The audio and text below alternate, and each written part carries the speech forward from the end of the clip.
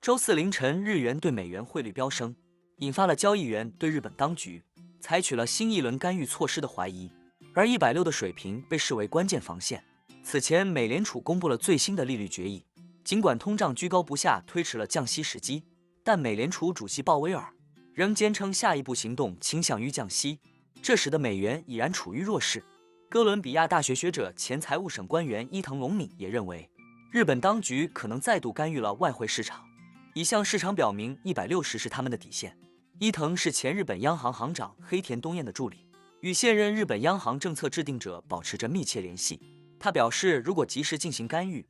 预是有效的。由于美国利率高企以及日本利率仍维持在接近于零的水平，导致资金从日元流出并转向收益更高的资产，日元面临压力。据称，日本当局本周至少2次介入外汇市场，以防止日元大幅下跌并损害经济。如果日元持续走弱并大幅推高通胀，央行可能在今年年底前加息2次至 0.5%。他说，当日元因利差而逐渐下跌时，很难通过外汇干预来改变趋势。如果日元继续走低并传导至通胀，那么年底前2次加息可能成为日本央行的选择。日本央行最早可能在今年秋季再次加息，只要日本央行2%的通胀目标得以实现且经济保持稳健，他对日本央行的政策利率在中期内朝2%迈进并不感到惊讶。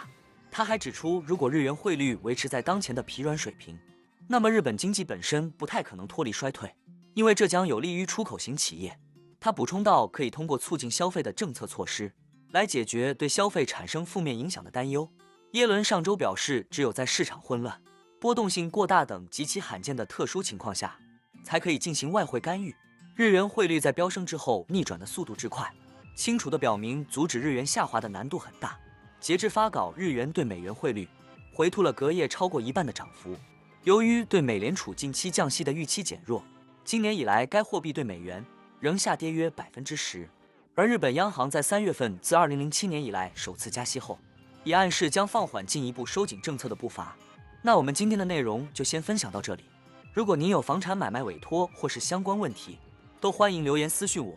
那我们下一支影片见了，拜拜。